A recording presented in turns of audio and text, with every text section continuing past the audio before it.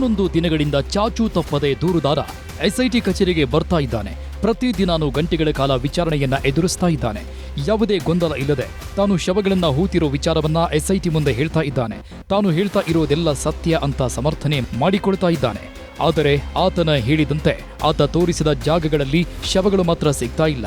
ಇದೆಲ್ಲದರ ನಡುವೆಯೇ ಈಗ 11ನೇ ದಿನದ ಕಾರ್ಯಾಚರಣೆಯೂ ನಡೆದಿದೆ.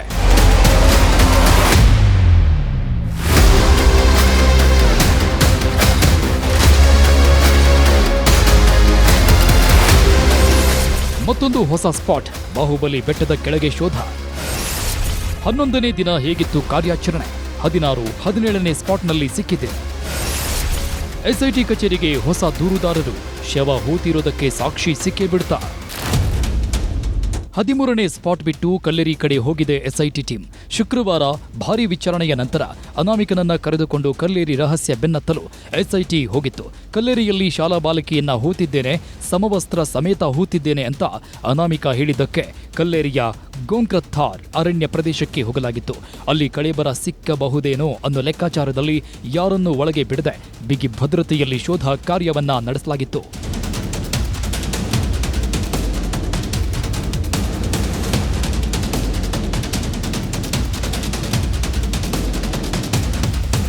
ಹೊಸ ಜಾಗದಲ್ಲಿ ಕಳೇಬರ ಸಿಗುತ್ತೆ ಅಂತ ಅನಾಮಿಕ ಹೇಳಿದ್ದಂತೆ. ಆದರೆ ಅಲ್ಲಿಗೆ ಹೋದ ಮೇಲೆ ಹೂತಿದ್ದ ಜಾಗವನ್ನ ಕಂಡು ಹಿಡಿಯೋದಕ್ಕೆ ಆಗದೆ ಕನ್ಫ್ಯೂಸ್ ಆಗಿದ್ದಂತೆ. ಕೊನೆಗೆ ಒಂದೇ ಕಡೆ 2-3 ಜಾಗಗಳನ್ನ ತೋರಿಸಿದ. ಅದರಲ್ಲಿ ಒಂದನ್ನ ಶೋಧ ಮಾಡಲಾಗಿದೆ. ಆದರೆ ಅಲ್ಲೂ ಸಹ 6 ಅಡಿ ತೋಡಿ ನೋಡಿದರೂ ಯಾವುದೇ ಪ್ರಯೋಜನ ಆಗಿಲ್ಲ. ಅದಕ್ಕೆ ಈಗ 11ನೇ ದಿನ ಏಕಾಏಕಿ ಆ ಜಾಗಕ್ಕೆ ಹೋಗಿ ಶೋಧ ಮಾಡದೆ ಅನಾಮಿಕನನ್ನ ಮತ್ತೆ ವಿಚಾರಣೆ ಮಾಡಲಾಗಿದೆ.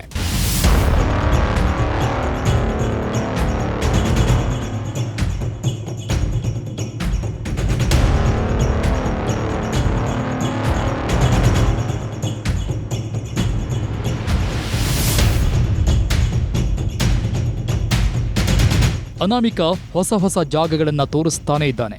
ಇನ್ನೂ 30-40 ಸ್ಥಳಗಳನ್ನ ತೋರಿಸಲು ಸಿದ್ಧನಿದ್ದಾನೆ. ಆದರೆ ಶವಗಳು ಸಿಗದೆ ಇರೋ ಕಾರಣ ಎಸ್ಐಟಿ ಆತ ತೋರಿಸಿದನ್ನೆಲ್ಲ ಶೋಧ ಮಾಡಬೇಕಾ ಬೇಡವಾ ಅನ್ನೋ ಗೊಂದಲದಲ್ಲಿದೆ. ಆದರೆ ಅನಾಮಿಕ ಹೇಳಿದ ಸ್ಥಳದಲ್ಲಿ ಈಗಾಗಲೇ ಒಂದು ಕಳೇಬರ ಸಿಕ್ಕಿರೋದ್ರಿಂದ ಆತನ ಮಾತನ್ನ ನಿರ್ಲಕ್ಷ್ಯ ಮಾಡುವಂತೆಯೂ ಇಲ್ಲ. ಅದಕ್ಕೆ ಸರಿಯಾಗಿ ಹೇಳಪ್ಪ, ಎಲ್ಲಿ ಹೂತಿದ್ದೀಯಾ ಅಂತ ಸರಿಯಾಗಿ ನೆನಪು ಮಾಡಿಕೋ, ಸುಮ್ಮನೆ ಸಮಯ ವ್ಯರ್ಥ ಮಾಡಬೇಡ ಅಂತ ಅನಾಮಿಕನನ್ನ ಪ್ರಶ್ನೆ ಮಾಡಿ ಆ ನಂತರವೇ ಶೋಧ ಸ್ಥಳಗಳಿಗೆ ಕರೆದುಕೊಂಡು ಹೋಗಲಾಗ್ತಾ ಇದೆ.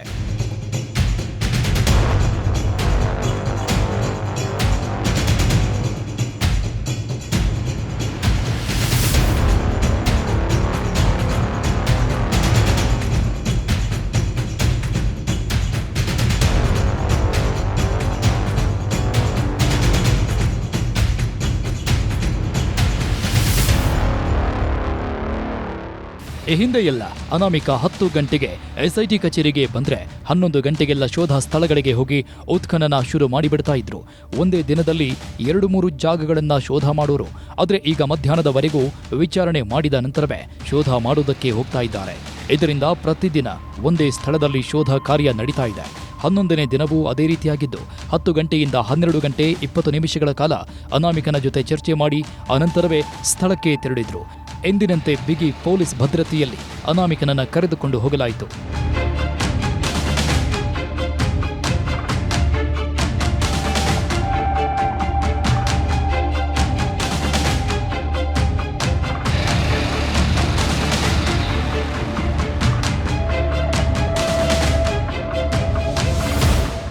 ಅನಾಮಿಕ ಶವಗಳನ್ನ ಹೂತಿರೋದು ನಿಜ ಅಂತ ಸಾಕಷ್ಟು ಜನರು ನಂಬಿದ್ದಾರೆ.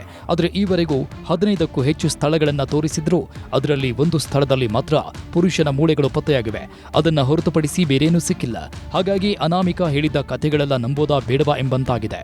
ಕೆಲವರು ಅನಾಮಿಕನ ಸರಿಯಾದ ಸ್ಥಳಗಳನ್ನ ತೋರಿಸ್ತಾ ಇಲ್ಲ ಅಂತ ಹೇಳ್ತಾ ಇದ್ದಾರೆ. ಇನ್ನು ಕೆಲವರು ಕಳೆದ 10-15 ವರ್ಷಗಳಲ್ಲಿ ಸಾಕಷ್ಟು ಬದಲಾವಣೆಯಾಗಿದೆ. ಹಾಗಾಗಿ ಅನಾಮಿಕ ಕನ್ಫ್ಯೂಸ್ ಆಗ್ತಾ ಇರಬಹುದು ಅಂತಲೂ ಹೇಳ್ತಾ ಇದ್ದಾರೆ. ಸದ್ಯ ಅನಾಮಿಕ ಹೇಳ್ತಾ ಇರೋ ಸ್ಥಳಗಳಲ್ಲಿ ಏನೂ ಸಿಗ್ತಾ ಇಲ್ಲ. ಮತ್ತೊಂದು ಕಡೆ ಶೋಧ ಕಾರ್ಯಕ್ಕೆ ಸಾಕಷ್ಟು ಶ್ರಮ, ಹಣ ವ್ಯರ್ಥವಾಗ್ತಾ ಇದೆ. ಹಾಗಾಗಿ ಜಿಪಿಆರ್ ತಂತ್ರಜ್ಞಾನದಿಂದ ಉತ್ಖನನ ಮಾಡಬೇಕು ಅನ್ನೋ ಒತ್ತಾಯವು ಜಾಸ್ತಿ ಆಗ್ತಾ ಇದೆ. ಆದರೆ ಜಿಪಿಆರ್ ಮಷಿನ್ ಬಳಕೆ ಅಷ್ಟೊಂದು ಸುಲಭ ಅಲ್ಲ ಅಂತ ಹೇಳ್ತಾ ಇರೋ ಎಸ್ಐಟಿ ಒಂದು ಕಡೆ ಜಿಪಿಆರ್ಗೆ ಪ್ರಯತ್ನ ಮಾಡುತ್ತಲೇ ಮತ್ತೊಂದು ಕಡೆ ಕಾರ್ಮಿಕರ ಮೂಲಕವೇ ಶೋಧ ಕಾರ್ಯ ನಡೆಸ್ತಾ ಇದೆ. ಈಗ ಪಾಯಿಂಟ್ ನಂಬರ್ 13 ಜಿಪಿಆರ್ ಮೂಲಕ ಶೋಧ ನಡೆಸಲು ತೀರ್ಮಾನಿಸಿದ್ದು ಹೊಸ ಜಾಗಗಳಲ್ಲಿ ಕಾರ್ಮಿಕರ ಮೂಲಕವೇ ಶೋಧವನ್ನ ನಡೆಸ್ತಾ ಇದೆ.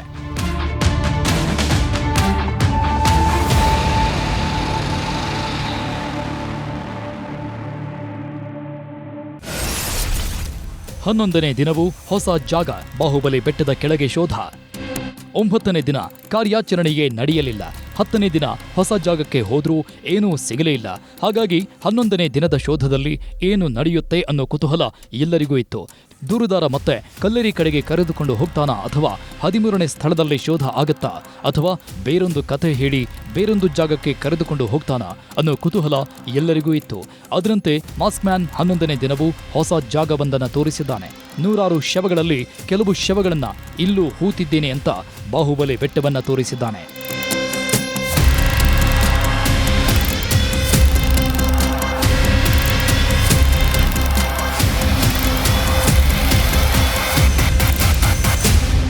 ಅನಾಮಿಕ ಧರ್ಮಸ್ಥಳದಲ್ಲಿ ಕೆಲಸ ಮಾಡ್ತಾ ಇದ್ದಾಗ 100 ಶವಗಳನ್ನ ಹೂತು ಹಾಕಿದ್ದೇನೆ ಅಂತ ಹೇಳಿದ್ದಾನೆ. ಆ ಶವಗಳನ್ನೆಲ್ಲ ರಾತ್ರಿ ಹೊತ್ತು ಯಾರಿಗೂ ಗೊತ್ತಾಗದಂತೆ ಮಣ್ಣು ಮಾಡಿದ್ದಂತೆ. ಒಂದು ವೇಳೆ ಆತ ಹೇಳ್ತಾ ಇರೋದೆಲ್ಲ ನಿಜವೇ ಆಗಿದ್ರೆ ಆತ ರಾತ್ರಿ ಹೊತ್ತು ತುಂಬಾ ದೂರ ತೆಗೆದುಕೊಂಡು ಹೋಗಿ ಹೂತಿರೋದಿಲ್ಲ. ಧರ್ಮಸ್ಥಳದ ಗ್ರಾಮದಲ್ಲಿ ಸುತ್ತಮುತ್ತಲ ಕಾಡಿನಲ್ಲೇ ಹೂತಿರೋ ಸಾಧ್ಯತೆ ಇರುತ್ತೆ. ಈಗ ಆತ ತೋರಿಸ್ತಾ ಇರೋದು ಸಹ ಧರ್ಮಸ್ಥಳದ ಸುತ್ತಮುತ್ತ ಇರೋ ಸ್ಥಳಗಳನ್ನೇ. ಮೊದಲು ನೇತ್ರಾವತಿ ನದಿ ತೀರದಲ್ಲಿ 13 ಸ್ಥಳಗಳನ್ನು ತೋರಿಸಿದ್ದ. ಅಲ್ಲಿ ಕೇವಲ ಒಂದು ಕಳೇಬರ ಸಿಕ್ಕಾಗ ಕಲ್ಲೇರಿ ಕಡೆಗೆ ಕರೆದುಕೊಂಡು ಹೋಗಿದ್ದ.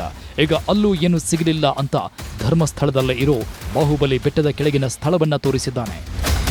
ಬಾಹುಬಲಿ ಬೆಟ್ಟದಲ್ಲಿ 16ನೇ ಸ್ಪಾಟ್ ಅಂತೇಳಿ ಈಗಾಗಲೇ ಅನಾಮಿಕ ವ್ಯಕ್ತಿ ಗುರುತು ಮಾಡಿರುವಂತದ್ದು. ನೀವು ದೃಶ್ಯದಲ್ಲೂ ಕೂಡ ನೀವು ನೋಡ್ತಾ ಇರಬಹುದು. ಆ ವ್ಯಕ್ತಿ ಯಾವಾಗ ಆ ಒಂದು ಪ್ಲೇಸ್ ಅನ್ನ ಗುರುತು ಮಾಡ್ತಾನೋ, ಗುರುತು ಮಾಡಿದ ತಕ್ಷಣ ಇಮಿಡಿಯೇಟ್ ಆಗಿ ಪೊಲೀಸರು ಸಂಪೂರ್ಣವಾಗಿ ಆ ಒಂದು ಕ್ರೈಮ್ ಸೀನ್ ಅನ್ನ ತಮ್ಮ ಸುಪರ್ದಿಗೆ ಪಡ್ಕೊಂಡಿರುವಂತದ್ದು. ನೀವು ದೃಶ್ಯದಲ್ಲಿ ನೋಡ್ತಾ ಇರಬಹುದು. ಆತ ತೋರಿಸಿರುವಂತಹ ಜಾಗ ಏನಿತ್ತು ಆ ಒಂದು ಜಾಗವನ್ನ ಟೇಪ್ ಹಾಕುವಂತಹ ಮುಖಾಂತರವಾಗಿ ಸಂಪೂರ್ಣವಾಗಿ SITಯ ಅಧಿಕಾರಿಗಳು ತಮ್ಮ ಸುಪರ್ದಿಗೆ ಪಡ್ಕೊಂಡಿದ್ದಾರೆ. ಪೊಲೀಸ್ ಬಂದೋಬಸ್ತ್ ಅನ್ನು ಕೂಡ ಈಗಾಗಲೇ ಮಾಡ್ಕೊಂಡಿರುವಂತದ್ದು. ಯಾರೊಬ್ಬರನ್ನು ಕೂಡ ಅಷ್ಟೇ ಆತ ಗುರುತು ಮಾಡಿರುವಂತಹ ಪ್ಲೇಸ್ಗೆ ಬಾರದ ರೀತಿಯಲ್ಲಿ ಬಂದೋಬಸ್ತ್ ವ್ಯವಸ್ಥೆಯನ್ನ ಮಾಡ್ಕೊಂಡಿದ್ದಾರೆ. ಇನ್ನು ಪ್ರಮುಖವಾಗಿ ಯಾವಾಗ ಆ ಒಂದು ಸ್ಪಾಟ್ ಅನ್ನ ಆತ ರೆಕಗ್ನೈಸ್ ಮಾಡ್ತಾನೆ, ರೆಕಗ್ನೈಸ್ ಮಾಡಿದಂತಹ ತಕ್ಷಣವೇ ಆತನ ಪ್ರತಿಯೊಂದು ವಿಡಿಯೋ ಅಂದ್ರೆ ಹೇಳಿಕೆಯನ್ನು ಕೂಡ ಅಷ್ಟೇ ವಿಡಿಯೋ ರೆಕಾರ್ಡ್ ಅನ್ನ ಮಾಡ್ಕೊಂತಿದ್ದಾರೆ. ಅದಕ್ಕೆ ಒಬ್ಬ ಸಿಬ್ಬಂದಿಯನ್ನು ಕೂಡ ನೇಮಕ ಮಾಡಿದ್ದಾರೆ. ಆತ ಹ್ಯಾಂಡಿಕ್ಯಾಮ್ ನ ಮೂಲಕವಾಗಿ ಆತ ಏನೆಲ್ಲ ಸ್ಟೇಟ್ಮೆಂಟ್ ಅನ್ನ ಕೊಡ್ತಾನೆ ಮತ್ತು ಅಲ್ಲಿರುವಂತಹ SITಯ ಅಧಿಕಾರಿಗಳು ಆತನಿಗೆ ಏನೆಲ್ಲ ಪ್ರಶ್ನೆಗಳನ್ನ ಮಾಡ್ತಾರೆ ಅದೆಲ್ಲವನ್ನು ಕೂಡ ವಿಡಿಯೋ ಚಿತ್ರೀಕರಣವನ್ನು ಮಾಡ್ಕೊಂಡಿದ್ರು. ಯಾಕಂದ್ರೆ ಆತ ಯಾವುದೇ ಒಂದು ಸ್ಟೇಟ್ಮೆಂಟ್ ಕೊಟ್ಟರು ಕೂಡ ಅಷ್ಟೇ ಅದನ್ನ ನಾಳೆ ದಿನ ಬೇರೆ ರೀತಿಯಲ್ಲಿ ತಿರುಚಿದ್ದಾರೆ ಅಂತ ಹೇಳಬಹುದು ಅನ್ನೋ ಒಂದು ಕಾರಣಕ್ಕೋಸ್ಕರ ಆತ ಆ ಒಂದು ಜೀಪ್ ನಿಂದ ಇಳಿದಿರುವಂತಹ ಸಮಯದಿಂದ ಆತ ಕ್ರೈಮ್ ಸೀನ್ ಅನ್ನ ಗುರುತು ಮಾಡುವಂತ ವೇಳೆಯಲ್ಲಿ ಮತ್ತು ಆತ ಯಾಕೆ ತಗೊಂಡ್ ಬಂದ್ರು, ಯಾವಾಗ ತಗೊಂಡ್ ಬಂದಿದ್ರು ಮತ್ತು ಯಾರೆಲ್ಲ ಆಗ ಜೊತೆಯಲ್ಲಿದ್ರು, ಮಣ್ಣು ಅಥವಾ ಒಬ್ಬನೇ ಆಗದ್ನ ಅಥವಾ ಬೇರೆ ಯಾರಾದ್ರೂ ಆತನ ಜೊತೆ ಇದ್ರ ಅಂತ ಹೀಗೆ ಪ್ರತಿಯೊಂದು ಮಾಹಿತಿಯನ್ನು ಕೂಡ ಅಷ್ಟೇ ಸಂಪೂರ್ಣವಾಗಿ ವಿಡಿಯೋ ಚಿತ್ರೀಕರಣ ಮಾಡ್ಕೊಂಡಿದ್ರೆ. ಮತ್ತೊಂದು ಕಡೆ ನೋಡ್ತಾ ಇರಬಹುದು, ಒಂದ್ ಕಡೆ SIT ಅಧಿಕಾರಿಗಳು ಕ್ರೈಮ್ ಸೀನ್ ಅನ್ನ ಅಲ್ಲಿರುವಂತಹ ಸಿಬ್ಬಂದಿಯ ಮುಖಾಂತರವಾಗಿ ಸ್ವಚ್ಛಗೊಳಿಸುವಂತ ಒಂದು ಕೆಲಸವನ್ನು ಆಲ್ಮೋಸ್ಟ್ ಕಂಪ್ಲೀಟ್ ಮಾಡಿದ್ದಾರೆ. ಮತ್ತೊಂದು ಕಡೆ ಮೆಡಿಕಲ್ ಟೀಮ್ ಕೂಡ ಅಷ್ಟೇ ಈಗಾಗಲೇ ಸೋಕೋ ಟೀಮ್ ಅಂದ್ರೆ FSL ನ ನುರಿತ ಸೋಕೋ ಟೀಮ್ ಕೂಡ ಈಗಾಗಲೇ ಘಟನಾ ಸ್ಥಳದಲ್ಲಿ ಬಿಟ್ಬಿಟ್ಟಿದ್ದಾರೆ. ಏನಾದ್ರೂ ಈ ಒಂದು ಸ್ಪಾಟ್ ನಲ್ಲಿ ಅವಶೇಷಗಳೇನಾದ್ರೂ ಸಿಕ್ಕಿದಂತ ವೇಳೆ ಅದನ್ನ ಅವರು ತಮ್ಮ ವಶಕ್ಕೆ ಪಡ್ಕೊಂತಾರೆ. ಅದರಲ್ಲಿರುವಂತಹ ಮಣ್ಣಾಗಿರುವ ಪ್ರತಿಯೊಂದನ್ನು ಕೂಡ ಅಷ್ಟೇ ಕ್ಲೀನ್ ಮಾಡಿಕೊಂಡು ಸೋಕೋ ಟೀಮ್ ತಮ್ಮ ಸುಪರ್ದಿಗೆ ಇಲ್ಲಿ ಸಿಕ್ಕಂತ ಅವಶೇಷಗಳನ್ನು ಪಡ್ಕೊಂಡು ದೃಶ್ಯದಲ್ಲಿ ಕೂಡ ನೀವು ನೋಡ್ತಾ ಇರಬಹುದು. ಕೆಲವೊಂದು ಶವಗಳನ್ನ ಇಲ್ಲೂ ಹೂತಿದ್ದೇನೆ, ಇಲ್ಲಿ ಕಳೆಬರಗಳು ಸಿಗಬಹುದು ನೋಡಿ ಅಂತ ಹೇಳಿದ್ದಾನೆ. SIT ಕಚೇರಿಯಲ್ಲಿ ಅನಾಮಿಕನಿಗೆ ಸಾಕಷ್ಟು ಪ್ರಶ್ನೆಗಳನ್ನ ಕೇಳಿದ್ದು. ಕಲ್ಲೇರಿ ಕಡೆಗೆ ಹೋಗಬೇಕಾ ಅಥವಾ ಬೇರೆ ಜಾಗಕ್ಕೆ ಹೋಗಬೇಕಾ ಅಂತ ಕೇಳಿದ್ದು. ಆಗ ಅನಾಮಿಕ ಬಾಹುಬಲಿ ಬೆಟ್ಟದ ಕೆಳಗೆ ಸಿಗೋ ಸಾಧ್ಯತೆ ಇದೆ, ಅಲ್ಲಿಗೆ ಹೋಗೋಣ ಅಂತ ಕರೆದುಕೊಂಡು ಬಂದಿದ್ದಾನೆ. ಅದರಂತೆ SIT ಅಧಿಕಾರಿಗಳು ಬಾಹುಬಲಿ ಬೆಟ್ಟದ ಕೆಳಗೆ ಅನಾಮಿಕ ತೋರಿಸಿದ ಜಾಗದಲ್ಲಿ ಉತ್ಖನನ ಮಾಡಿದ್ರು.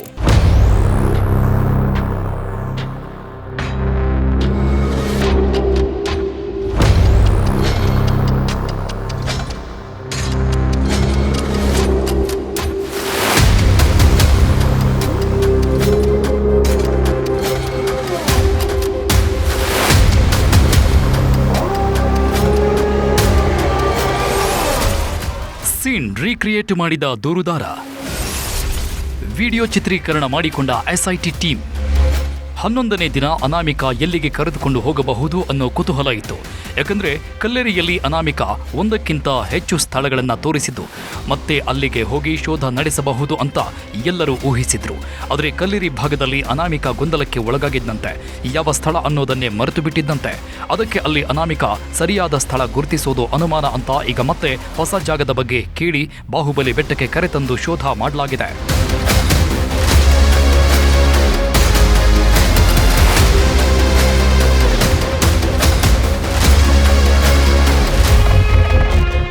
ಎಸ್ಐಟಿ ಕಚೇರಿಯಿಂದ ಹೊರಟ ವಾಹನಗಳು ಸೀದಾ ಧರ್ಮಸ್ಥಳಕ್ಕೆ ಬಂದು ಆರ್ಚ್ ಒಳಗೆ ಹೋಗಿ ಬಾಹುಬಲಿ ಬೆಟ್ಟದ ಕಡೆಗೆ ಹೊರಟು ಕೊನೆಗೆ ಬೆಟ್ಟದ ಕೆಳಗಡೆಗೆ ಅನಾಮಿಕ ಹೋಗಿ ಹೊಸ ಸ್ಪಾಟ್ ತೋರಿಸಿದ್ದಾನೆ.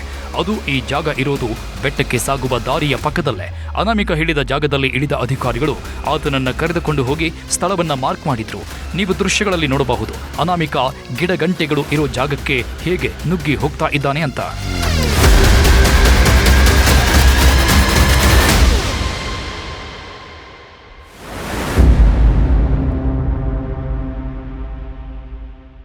ಬಾಹುಬಲಿ ಬೆಟ್ಟದ ಕೆಳಗೆ ಇಳಿದು ಸ್ವಲ್ಪ ಸಮಯ ನಿಂತಿದ್ದ ದೂರುದಾರ ನಂತರ ಯಾವುದೋ ಒಂದು ಜಾಗಕ್ಕೆ ನಡೆದುಕೊಂಡು ಹೋಗಿದ್ದ.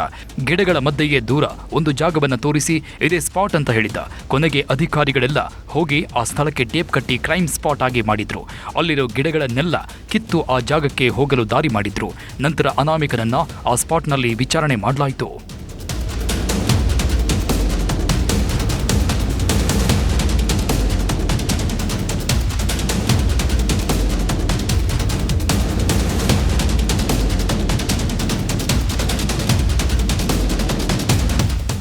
ಅನಾಮಿಕ ತೋರಿಸಿದ ಜಾಗಕ್ಕೆ ಎಲ್ಲ ವಸ್ತುಗಳನ್ನು ತೆಗೆದುಕೊಂಡು ಬಂದ ಅಧಿಕಾರಿಗಳು ಅಲ್ಲೇ ಪಕ್ಕದಲ್ಲಿ ಚೇರ್ಗಳನ್ನು ಹಾಕಿ ಕುಳಿತುಕೊಂಡು ಲ್ಯಾಪ್ಟಾಪ್ನಲ್ಲಿ ಎಲ್ಲವನ್ನ ನೋಟ್ ಮಾಡಿಕೊಂಡ್ರು. ಮತ್ತೊಂದು ಕಡೆ ಅನಾಮಿಕನನ್ನ ಅಲ್ಲೇ ವಿಚಾರಣೆ ಮಾಡಿ ಕ್ರೈಮ್ ದೃಶ್ಯವನ್ನ ಮರುಸೃಷ್ಟಿ ಮಾಡಿಸಿ ಅದನ್ನೆಲ್ಲ ವಿಡಿಯೋ ರೆಕಾರ್ಡ್ ಮಾಡಿಕೊಂಡ್ರು. ನೀವು ನೋಡಬಹುದು ಅನಾಮಿಕ ವ್ಯಕ್ತಿ ಹೇಗೆ ಕೈ ಸನ್ನೆ ಮೂಲಕ ತೋರಿಸ್ತಾ ಇದ್ದಾನೆ ಅಂತ. ಆ ಕಡೆಯಿಂದ ಬಂದೆ, ಹೀಗೆ ತೆಗೆದುಕೊಂಡು ಬಂದೆ, ಅಲ್ಲಿಂದ ಇಲ್ಲಿಗೆ ಅಂತ ಅಧಿಕಾರಿಗಳಿಗೆ ಕೈ ಸನ್ನೆ ಮೂಲಕ ತೋರಿಸಿ ಹೇಳಿದ್ದ. ಅನಾಮಿಕ ಅದನ್ನೆಲ್ಲ ಹೇಳ್ತಾ ಇದ್ರೆ ಮತ್ತೊಬ್ಬ ಅಧಿಕಾರಿ ಅನಾಮಿಕ ಹೇಳಿದ್ದನ್ನೆಲ್ಲ ಹ್ಯಾಂಡಿ ಕ್ಯಾಮ್ ಮೂಲಕ ವಿಡಿಯೋ ರೆಕಾರ್ಡ್ ಮಾಡಿಕೊಂಡ್ರು. ಅನಾಮಿಕ ತೋರಿಸಿದ ಹೊಸ ಜಾಗವನ್ನ ಸ್ಪಾಟ್ ನಂಬರ್ 16 ಅಂತ ಗುರುತು ಮಾಡಲಾಗಿದೆ. ಮೊದಲಿಗೆ ಕಸ ಕಡ್ಡಿಗಳನ್ನೆಲ್ಲ ತೆಗೆದು ಗಿಡಗಳನ್ನ ಕಿತ್ತು ಸ್ವಚ್ಛ ಮಾಡಿದ ಬಳಿಕ ಇಲ್ಲಿ ಕಾರ್ಯಾಚರಣೆ ಶುರು ಮಾಡಲಾಯಿತು.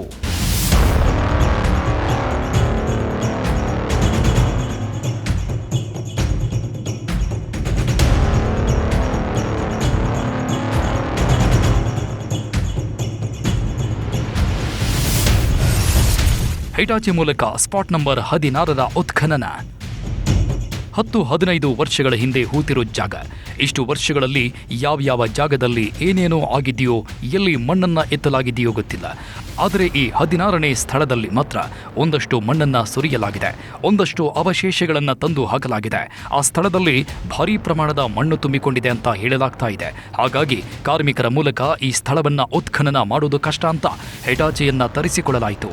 ಹಿಟಾಚಿ ಮೂಲಕವೇ ಉತ್ಖನನ ಕೆಲಸ ಮಾಡಲಾಗಿದೆ.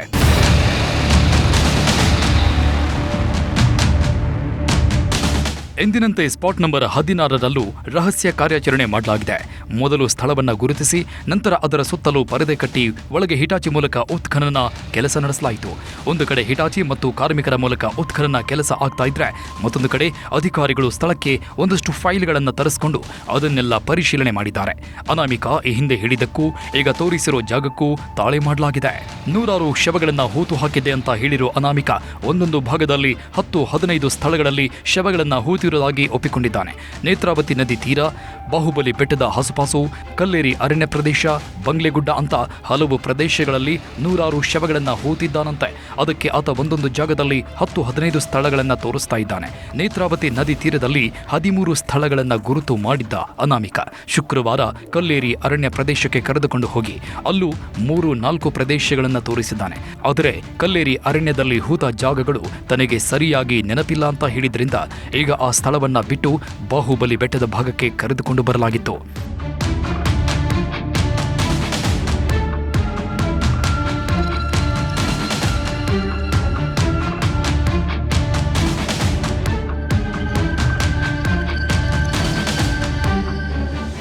ಬಾಹುಬಲಿ ಬೆಟ್ಟದ ಪರಿಸರದಲ್ಲೂ ಅನಾಮಿಕ ಸುಮಾರು ಶವಗಳನ್ನು ಹೂತಿರುವುದಾಗಿ ಹೇಳಿದನಂತೆ. ಅಲ್ಲದೆ ಈ ಭಾಗದಲ್ಲಿ ಹೆಚ್ಚು ಹೆಣ್ಣು ಮಕ್ಕಳ ಶವಗಳನ್ನು ಹೂತಿದ್ದಾಗಿ ಎಸ್ಐಟಿ ಮುಂದೆ ಒಪ್ಪಿಕೊಂಡಿದ್ದಾನಂತೆ. ಅದಕ್ಕೆ 13ನೇ ಸ್ಥಳಕ್ಕೂ ಮೊದಲು ಕಲ್ಲೇರಿ ಅರಣ್ಯಕ್ಕೂ ಮೊದಲು ಬಾಹುಬಲಿ ಬೆಟ್ಟದಲ್ಲಿ ಶೋಧ ನಡೆಸೋಣ ಅಂತ ಎಸ್ಐಟಿ ಅಧಿಕಾರಿಗಳು ಬೆಟ್ಟದ ದಾರಿ ಹಿಡಿದು ಬಂದಿದ್ರು. ಅನಾಮಿಕ ಹೇಳಿದ ಸ್ಥಳವನ್ನು ಗುರುತು ಮಾಡಿ ಆತನನ್ನ ಮತ್ತೊಮ್ಮೆ ವಿಚಾರಣೆ ಮಾಡಿ ಆ ಸ್ಥಳದಲ್ಲಿ ಶೋಧ ಕಾರ್ಯ ನಡೆಸಿದ್ರು.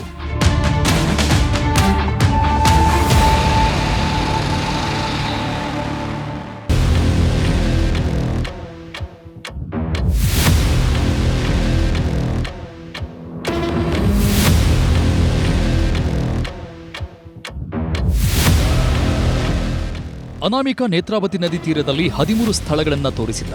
ಅದರಲ್ಲಿ ಒಂದು ಸ್ಥಳದಲ್ಲಿ ಮೂಳೆಗಳು ಸಿಕ್ಕಿವೆ. ಮತ್ತೊಂದು ಸ್ಥಳವನ್ನ ಪಾಯಿಂಟ್ 13 ಶೋಧ ಮಾಡದೆ ಹಾಗೆಯೇ ಉಳಿಸಿಕೊಳ್ಳಲಾಗಿದೆ. ಕಲ್ಲೇರಿ ಅರಣ್ಯದಲ್ಲೂ ಒಂದಕ್ಕಿಂತ ಹೆಚ್ಚು ಸ್ಥಳಗಳನ್ನ ತೋರಿಸಿದ್ದಾನೆ ಅಂತ ಹೇಳಲಾಗ್ತಾ ಇದೆ. ಆದರೆ ಅದೆಲ್ಲವನ್ನೂ ಬಿಟ್ಟು ಬಾಹುಬಲಿ ಬೆಟ್ಟಕ್ಕೆ ಬಂದಿರುವುದು ತೀವ್ರ ಕುತೂಹಲ ಉಂಟಾಗುವಂತೆ ಮಾಡಿದೆ.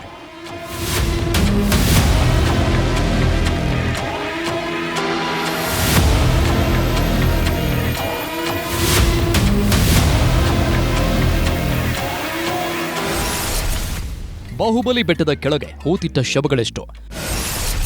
ಎಸ್ಐಟಿ ಮುಂದೆ ಅನಾಮಿಕ ಬಿಚ್ಚಿಟ್ನ ಸ್ಫೋಟಕ ವಿಚಾರ. ಅನಾಮಿಕ ಹೇಳಿದ್ದೆಲ್ಲ ಸತ್ಯ, ನಾವು ನೋಡಿದ್ದೇವೆ ಎಂದ ಗ್ರಾಮಸ್ಥರು. ಅನಾಮಿಕ ಅಥವಾ ಮಾಸ್ಕ್ ಮ್ಯಾನ್ ಒಮ್ಮೆ ನೇತ್ರಾವತಿ ನದಿ ತೀರ ಅಂತಾನೆ, ಮತ್ತೊಮ್ಮೆ ಬೇಬಿ ಗುಡ್ಡ, ಮಗದೊಮ್ಮೆ ಕಲ್ಲೇರಿ ಅರಣ್ಯ, ಈಗ ಬಾಹುಬಲಿ ಬೆಟ್ಟ ಅಂತ ಕರೆದುಕೊಂಡು ಬಂದಿದ್ದಾನೆ. ಆದರೆ ಆತ ಅತ್ಯಂತ ಆತ್ಮವಿಶ್ವಾಸದಿಂದ ತೋರಿಸಿದ ಸ್ಥಳಗಳಲ್ಲೇ ಏನೂ ಅವಶೇಷಗಳು ಪತ್ತೆಯಾಗ್ತಾ ಇಲ್ಲ. ಇದರಿಂದ ಅನಾಮಿಕನ ಮೇಲೆಯೇ ಅನುಮಾನ ಪಡುವಂತಾಗಿದೆ. ಅನಾಮಿಕ ಹೇಳ್ತಾ ಇರೋದೆಲ್ಲ ಸುಳ್ಳು. ಆತನ ಮಾತು ಕೇಳಿಕೊಂಡು ಎಸ್ಐಟಿ ಸಮಯ ವ್ಯರ್ಥ ಮಾಡಬಾರದು ಅಂತ ಕೆಲವರು ಒತ್ತಾಯ ಮಾಡ್ತಾ ಇದ್ದಾರೆ.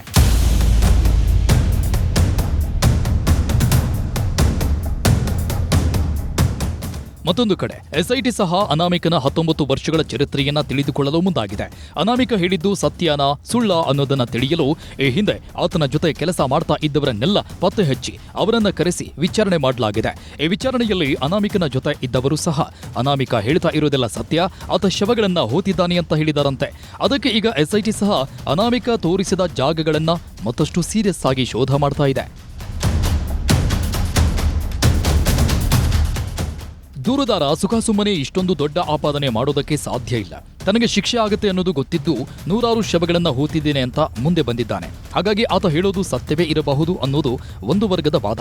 ಆದ್ರೆ ಕೆಲವು ದಿನಗಳಿಂದ ಅನಾಮಿಕ ಹೇಳ್ತಾ ಇರೋದು ಸತ್ಯನ ಸುಳ್ಳ?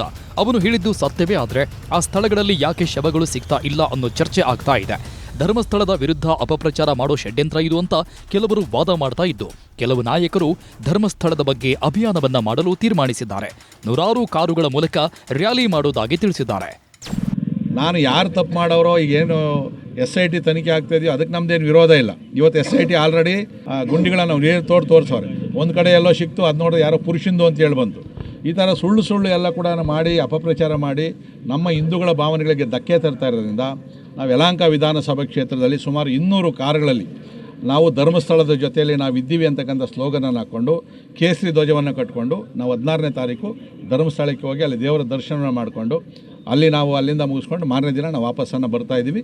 ಇದು ಆದಮೇಲೆ ಇಡೀ ಎಲ್ಲ ಕ್ಷೇತ್ರದಲ್ಲೂ ಕೂಡ ಇದೇ ರೀತಿ ಜನಜಾಗೃತಿಯನ್ನು ಮಾಡ್ತಾರೆ. ಸೊ ಧರ್ಮಸ್ಥಳದ ಜೊತೆಯಲ್ಲಿ ನಾವು ಇದ್ದೀವಿ ಅಂತಕ್ಕಂಥ ಒಂದು ಅಭಿಯಾನವನ್ನು ನಾವು ನಮ್ಮ ಕ್ಷೇತ್ರದಿಂದ ಪ್ರಾರಂಭ ಮಾಡ್ತಾ ಇದ್ದೀವಿ. ಧರ್ಮಸ್ಥಳದ ಬಗ್ಗೆ ಸುಳ್ಳು ಹೇಳಿ ಅಪಪ್ರಚಾರ ಮಾಡಲಾಗ್ತಾ ಇದೆ.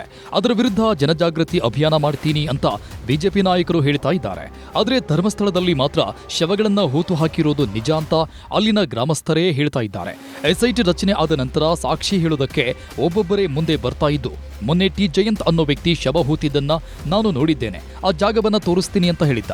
ಈಗ ಮತ್ತೆ ಇಬ್ಬರು ನಮಗೂ ಸತ್ಯ ಗೊತ್ತಿದೆ, ನಮ್ಮನ್ನು ತಂಡಕ್ಕೆ ಸೇರಿಸಿಕೊಳ್ಳಿ ಅಂತ SIT ಮುಂದೆ ಬಂದಿದ್ದಾರೆ. ಎಸ್, ಅನಾಮಿಕ ಹೇಳ್ತಾ ಇರೋದು ಸುಳ್ಳು ಅನ್ನೋ ವಾದಗಳು ನಡೀತಾ ಇರುವಾಗ ಇಬ್ಬರು ವ್ಯಕ್ತಿಗಳು ನಮಗೆ ಅನಾಮಿಕ ಗೊತ್ತು, ಅವನು ಏನೇನು ಮಾಡಿದ್ದಾನೆ ಅನ್ನೋದು ಗೊತ್ತು, ಆತ ಶವಗಳನ್ನ ಎಲ್ಲೆಲ್ಲಿ ಹೂತಿದ್ದಾನೆ ಅನ್ನೋದು ಗೊತ್ತು, ಆತ ಹೇಳ್ತಾ ಇರೋದೆಲ್ಲ ಸತ್ಯ ಅಂತ ಮುಂದೆ ಬಂದಿದ್ದಾರೆ. ಇದರಿಂದ ಅನಾಮಿಕ ಹೇಳ್ತಾ ಇರೋದು ಸತ್ಯ ಅನ್ನೋದು ಮತ್ತೊಮ್ಮೆ ಸಾಬೀತಾದಂತೆ ಆಗಿದ್ದು, ಈಗ SIT ಮತ್ತೆ ಅನಾಮಿಕನನ್ನ ಕರೆದುಕೊಂಡು ಹೊಸ ಜಾಗಕ್ಕೆ ಬಂದು ಶೋಧ ನಡೆಸಿದೆ.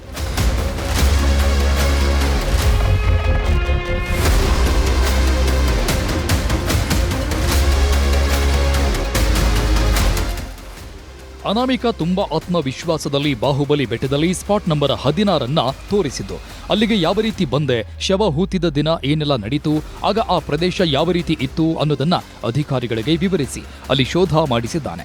ಶೋಧದ ವೇಳೆ ಹಲವು ಅಡೆತಡೆಗಳು ಉಂಟಾಗಿದ್ದು 3-4 ಅಡಿ ಆಳ ತೋಡಿದ ನಂತರ ಬಂಡೆ ಅಡ್ಡ ಸಿಕ್ಕಿತ್ತು. ಹಿಟಾಚಿ ಮೂಲಕ ಬಂಡಿಯನ್ನ ಪಕ್ಕಕ್ಕೆ ಸರಿಸಿ ನಂತರ ಕಾರ್ಯಾಚರಣೆ ನಡೆಸಲಾಯಿತು. ಧರ್ಮಸ್ಥಳದಲ್ಲಿ 100 ಶವಗಳನ್ನು ಹೂತಿಟ್ಟ ಪ್ರಕರಣಕ್ಕೆ ಸಂಬಂಧಪಟ್ಟಂತೆ 11ನೇ ದಿನದ ಉತ್ಖನನ ಕಾರ್ಯ ಮುಕ್ತಾಯ ಆಗಿದೆ. ದಿನದಾಂತ್ಯಕ್ಕೆ ಅನಾಮಿಕನಿಗೆ ಮತ್ತೆ ನಿರಾಸೆ ಕಾದಿದೆ. ಯಾಕೆಂದರೆ ಬಾಹುಬಲಿ ಬೆಟ್ಟದಲ್ಲಿ ತಾವು ಹೆಣಗಳನ್ನು ಹೂತು ಹಾಕಿದ್ದೇನೆ ಅಂತ ಹೇಳಿ SITಗೆ ಆತ ಹೇಳಿದ್ದ. ಮಧ್ಯಾಹ್ನ ಸುಮಾರು 1 ಗಂಟೆ ವೇಳೆಗೆ ಘಟನಾ ಸ್ಥಳಕ್ಕೆ ಬಂದಂಥ SIT ಆ ಬಳಿಕ ಇಲ್ಲಿನ ಭೌಗೋಳಿಕ ವಿನ್ಯಾಸವನ್ನು ನೋಡಿ ಹಿಟಾಚಿ ಮೂಲಕವಾಗಿ ಉತ್ಖನನ ಮಾಡೋಕೆ ಆರಂಭ ಮಾಡಿತ್ತು. ಸುಮಾರು 10 ಅಡಿ ಆಳದವರೆಗೆ, ಸುಮಾರು 6 ಅಡಿ ಅಗಲದವರೆಗೆ ಕೂಡ ಉತ್ಖನನ ಮಾಡಿದ್ರೂ ಕೂಡ ಯಾವುದೇ ಕಳೆಬರದ ಅಂಶಗಳು ಕೂಡ ಪತ್ತೆಯಾಗಿಲ್ಲ. ಕಳೆದ ಇಷ್ಟು ದಿನಗಳಲ್ಲಿ ಸಾಕಷ್ಟು ಕೆಲಸವನ್ನ ಮಾಡಿದಂಥ SIT ಮತ್ತೆ ಖಾಲಿ ಕೈಯಲ್ಲಿ SIT ಕಚೇರಿಗೆ ಹಿಂದಿರುಗಿದೆ. ಜೊತೆಗೆ ಅನಾಮಿಕ ವ್ಯಕ್ತಿ ಬಹಳಷ್ಟು ವಿಶ್ವಾಸವನ್ನ ಈ ಬಾಹುಬಲಿ ಬೆಟ್ಟದ ಸ್ಪಾಟ್ ಅಲ್ಲಿ ವ್ಯಕ್ತಪಡಿಸಿದ್ದ. ಜೊತೆಗೆ ಅನಾಮಿಕ ವ್ಯಕ್ತಿ ಹೇಳಿದಷ್ಟು ಆಳ, ಹೇಳಿದಷ್ಟು ಅಗಲವನ್ನ ಉತ್ಖನನ ಮಾಡಿದ್ರೂ ಕೂಡ ಯಾವುದೇ ಕಳೆಬರದ ಅಂಶಗಳು ಪತ್ತೆಯಾಗಿಲ್ಲ. ಈ ಮೂಲಕವಾಗಿ 16ನೇ ಸ್ಪಾಟ್ ಕೂಡ ಈಗ ಅಂತ್ಯವಾಗಿದೆ. ಈ ಅಂತ್ಯದ ಸಂದರ್ಭದಲ್ಲಿ ಅನಾಮಿಕ ವ್ಯಕ್ತಿ ಮತ್ತೆ ಹೊಸ ಸ್ಪಾಟ್ಗಳನ್ನು ನಾಳೆ ತೋರಿಸೋದಾಗಿ ಹೇಳಿದ್ದಾನೆ. ಕಳೆದ ಇಷ್ಟು ದಿನಗಳಿಂದ ಅಂದರೆ 11 ದಿನಗಳಿಂದ ಸಾಕಷ್ಟು ಕೆಲಸವನ್ನು SIT ಅಧಿಕಾರಿಗಳು ಮಾಡಿದರು. 11ನೇ ದಿನದವರೆಗೂ ಕೂಡ ಸಾಕಷ್ಟು ಸ್ಪಾಟ್ಗಳನ್ನು ಅಗೆದ್ರೂ ಕೂಡ ಬಹುತೇಕ ಎಲ್ಲ ಸ್ಪಾಟ್ಗಳು ಈಗ ನಿರಾಸೆಯೊಂದಿಗೆ ಮತ್ತೆ ಹಿಂದಿರುಗಿಸುವಂಥ ಕೆಲಸಗಳು ಕೂಡ ಆಗಿದೆ. 6ನೇ ಸ್ಪಾಟಲ್ಲಿ ಕೇವಲ 25 ಮಾನವನ ಮೂಳೆಗಳ ಅವಶೇಷಗಳು ಸಿಕ್ಕಿದ್ದ ಹೊರತಾಗಿ ಬೇರೆ ಯಾವುದೇ ಸ್ಪಾಟ್ಗಳಲ್ಲಿ ಯಾವುದೇ ಕಳೆಬರದ ಅಂಶಗಳು ಸಿಕ್ಕಿಲ್ಲ. ಈ ಮೂಲಕವಾಗಿ ಪ್ರಕರಣ ಮತ್ತೆ ಚರ್ಚೆಯಲ್ಲಿದೆ. ಮತ್ತೆ ಸತ್ಯಾಸತ್ಯತೆಯ ಚರ್ಚೆಯನ್ನು ಜನ ಆರಂಭ ಮಾಡಿದ್ದಾರೆ. ಕ್ಯಾಮರಾಮ್ಯಾನ್ ನಿಖಿಲ್ ಸುವರ್ಣ ಜೊತೆ ಕಿಶನ್ ಶೆಟ್ಟಿ, ನ್ಯೂಸ್ 18 ಮಂಗಳೂರು. ಇದೇ ವೇಳೆ ಸ್ಪಾಟ್ ನಂಬರ್ 16ರ ಬಗ್ಗೆ ಸುಜಾತ ಭಟ್ ಪರ ವಕೀಲರು ಹೊಸ ಆರೋಪವನ್ನ ಮಾಡಿದ್ದಾರೆ. ಬಾಹುಬಲಿ ಬೆಟ್ಟದ ತಪ್ಪಲಿನಲ್ಲಿ ಹೊಸ ಮಣ್ಣು ಸುರಿದ ಬಗ್ಗೆ ಆರೋಪ ಮಾಡಿ ಇದನ್ನ ಸಂಚು ಅಂತ ಹೇಳಿದ್ದಾರೆ. ಬೇಕಂತಲೇ ಮಣ್ಣು ಸುರಿದಿದ್ದಾರೆ, ಸತ್ಯವನ್ನ ಮರೆಮಾಚಲೆಂದು, ಸಾಕ್ಷಿ ನಾಶ ಮಾಡಲೆಂದು ಪ್ರಯತ್ನಿಸಿದ್ದಾರೆ ಅಂತ ವಕೀಲ ಮಂಜುನಾಥ್ ಫೋಟೋ ಸಮೇತ ಆರೋಪಗಳನ್ನ ಮಾಡಿದ್ರು. ಒಂದು ಕಡೆ ಬಂಡೆ, ಮತ್ತೊಂದು ಕಡೆ ಮಣ್ಣು ಗುಡ್ಡೆಗಳು, ಧಾರಾಕಾರ ಮಳೆ, ಇದೆಲ್ಲದರ ನಡುವೆಯೂ ಸುಮಾರು 10 ಅಡಿಗಳಷ್ಟು ಮಣ್ಣು ತೆಗೆಯಲಾಯಿತು. ಆದರೆ ಎಷ್ಟು ಕಷ್ಟಪಟ್ಟು ಕಾರ್ಯಾಚರಣೆ ನಡೆಸಿದ್ರೂ ಆ ಸ್ಥಳದಲ್ಲೂ ಸಹ ಅವಶೇಷಗಳು ಸಿಕ್ಕಿಲ್ಲ ಅಂತ ಹೇಳಲಾಗ್ತಾ ಇದೆ. ಆದರೆ ಅನಾಮಿಕ ಮಾತ್ರ ಬಾಹುಬಲಿ ಬೆಟ್ಟದಲ್ಲಿ ಮತ್ತಷ್ಟು ಜಾಗಗಳನ್ನ ತೋರಿಸುವುದಾಗಿ ಹೇಳಿದ್ದಾನಂತೆ. ಹಾಗಾಗಿ 13ನೇ ಸ್ಪಾಟ್ ಜೊತೆಗೆ ಈಗ ಬಾಹುಬಲಿ ಬೆಟ್ಟದ ಪರಿಸರವೂ ಕುತೂಹಲ ಹೆಚ್ಚಿಸಿಕೊಂಡಿದೆ. SIT ಸಹ ಶೋಧ ಕಾರ್ಯ ಮುಂದುವರಿಸಲು ನಿರ್ಧರಿಸಿದೆ.